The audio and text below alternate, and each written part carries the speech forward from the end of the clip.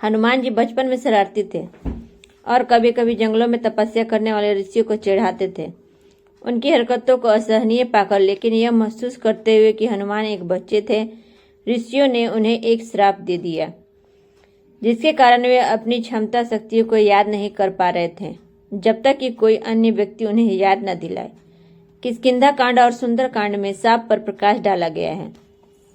जब जामवंत ने हनुमान को उनकी क्षमताओं की याद दिलाई। भगवान हनुमान जी और भगवान भीम दोनों भाई थे। हनुमान जी को भीम का भाई भी माना जाता है क्योंकि उनके एक ही पिता वायु थे। पांडवों के वनवास के दौरान हनुमान अपने अहंकार को वश में करने के लिए भीम को एक कमजोर और वृद्ध बंदर के रूप में प्रकट होते हैं। हनुमान अपनी पूंछ के साथ भीम के रास्ते को अवरुद्ध करते हैं। अपनी पहचान से अनजान भीम ने उसे रास्ते से हट जाने के लिए कहा। हनुमान मना कर देते हैं। फिर भीम पूंछ को खुद हिलाने की कोशिश करता है, लेकिन वह अपनी बड़ी ताकत के बावजूद असमर्थ होता है। यह महसूस करते हुए कि वह कोई साधारण बंदर नहीं है, भीम आत्मसमर्पण कर देते हैं।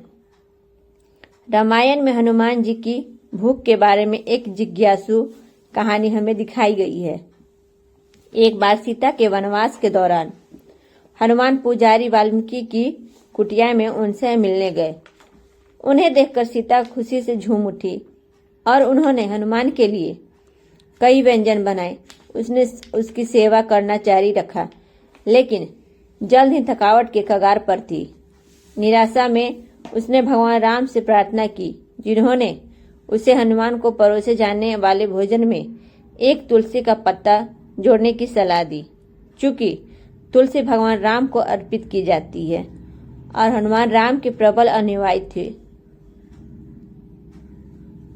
उनकी भूख अंततः कम हो गई और वे तृप्त हो गए। हनुमान जी का एक पुत्र भी था जिसका नाम मकरध्वज था। मकरध्वज की जन्म की कहानी काफी दिलचस्प है। जब हनुमान लंका जलने के बाद समुद्र के ऊपर वापस उड़ रहे थे, तब उन्हें बहुत पसीना आ रहा था। उसके पसीने की एक बूंद पानी में गिर गई और एक मगरमच्छ या मछली ने उसे निगल लिया। इस तरह मकरध्वज की कल्पना की गई थी। हनुमान अपनी वानर सेना के साथ गुफा के प्रवेश द्वार के पहरेदार थे, जहां वैष्णो देवी गुफा से बाहर आने से पहले 9 महीने तक ध्यान कर रही थी। बाणगंगा नामक एक धारा है।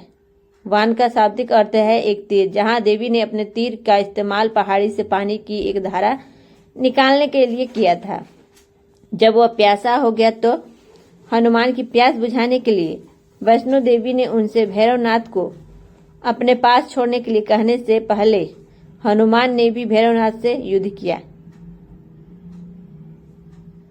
राम की